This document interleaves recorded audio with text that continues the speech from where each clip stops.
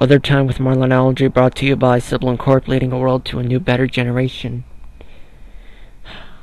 Good afternoon, good evening, or good morning, everyone. This is Marlon Quinteros here, and today's episode 5 of Weathertime with Marlonology. We're going to be talking about how tornadoes form in Dallas, Texas. So basically, let me give you some of the brief details. Okay, we know that Dallas is inland, just about 100 to 200 miles away from the coast. And when tornadoes form, here's the typical weather system that helps create tornadoes. Here is the map with the L, the red line, blue line, and yellow line. Well, there's a low pressure right there. The red line represents warm front, yellow dry line, and blue cold front. So yeah, you get the point. So behind that warm front is actually warm and humid air, but west of the dry line, that is dry air, but behind it the cold front is very cold and dry air. So here is a map full of all the air masses that combined in one particular area known as Tornado Alley. And as you can see, Dallas is in the southern end of Tornado Alley, so it is prone to tornadoes. The largest city in America prone to tornadoes in Tornado Alley. Largest city in America in Tornado Alley is there. Well, New York is actually the largest city, but the reason why I call Dallas the largest city in Tornado Alley is because it's the fifth largest and the only largest city in Tornado Alley. Yeah, you get the point. Anyway, and besides Chicago. Okay, now back to this map here. All right, the purple area represents where is prone to this combination and convergence of air of three sides: warm and dry, warm and moist, and cool and dry, all come together. But actually, that's not actual. No, that's just a simulation. An example. Now we're gonna be showing you the field. Here's the sky right there, and here's a layer of the troposphere. The red one represents, you get the point, with all the three colors I told you in the previous slides. And now we will show you the cold front. As you can see, the blue hour represents sinking air, cool and dry air, which is actually sinking because it's really heavy. Warm and moist air is very light, so it goes up whenever warm and moist air is forced. It meets with a cold front. It goes up. It has nowhere to go but up. So basically, on the dry and warm air, the yellow line, it's broken. It acts like a cap, between the blue and the red,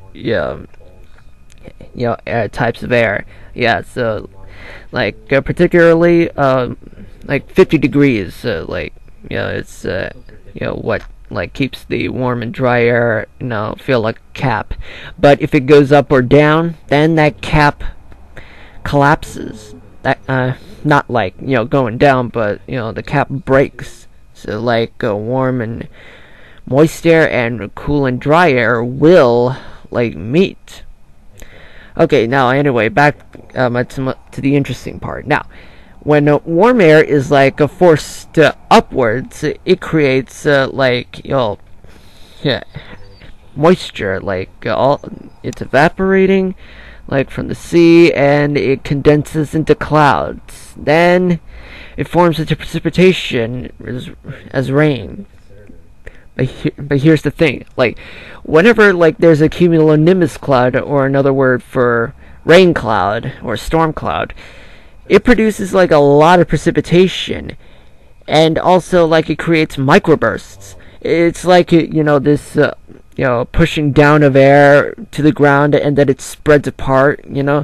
Like for example, if you hold like a handful of flour and you drop it unpurposely to the floor, it just expands. Like after it makes contact with the ground. Yes.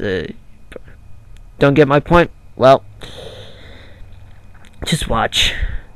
Okay, anyway, now we move on to the purple thing. The purple thing I'm describing or represent is hail, and the circle part represents the hail chamber. That's the area when the part of the cloud is very cold.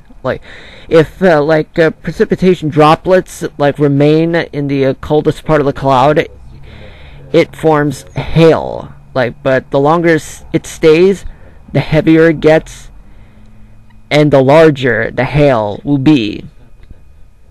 So yeah, now we move on to this different part of the scenario with the supercell thunderstorm cloud. Now, the purple circle thing represents a cool and dry air, which was going down, but now it's going up. Sort of, but actually, it meets with the warm and moist air, and it kind of makes a circulation movement. But it's not one place. It's forming one of those how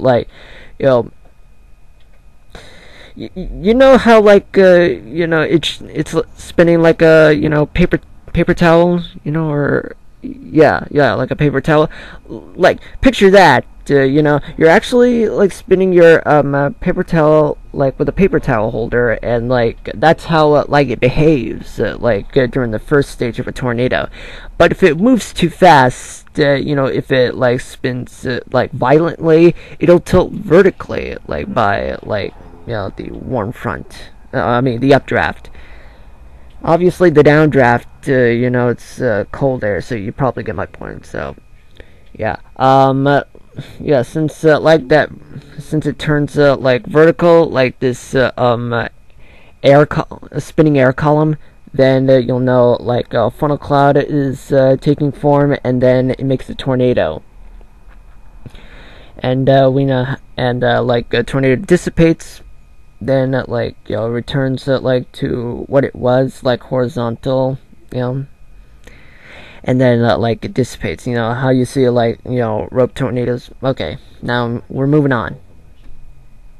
Okay, now you got a map of Dallas right here, and so you can see on the next slide, which is here, on the circle part, that's the part if the winds move from the southwest, it's gonna push towards Dallas. If it hits downtown, we all know it's going to end badly. Hundreds of billions of dollars will be at stake. There could be other ways a tornado can move towards the downtown area. Even the northwest winds that could push the tornado towards Dallas. Anything could be possible. Yeah, but of course hitting Dallas, it doesn't necessarily mean that it's always. The ratio for hitting Dallas as an EF5 tornado will be very slim, unless if the everything would go as planned. So yeah, a tornado would obviously miss it, attacking outer suburbs. Yeah, so I'm gonna have to end this episode here, and tune in next episode for episode 6 of Weathertime with Marlonology, and see you on Sunday after Marlonology 2 episode 197. Oh no, wait, that's episode 196. Okay, goodbye everyone. 27. Peace out.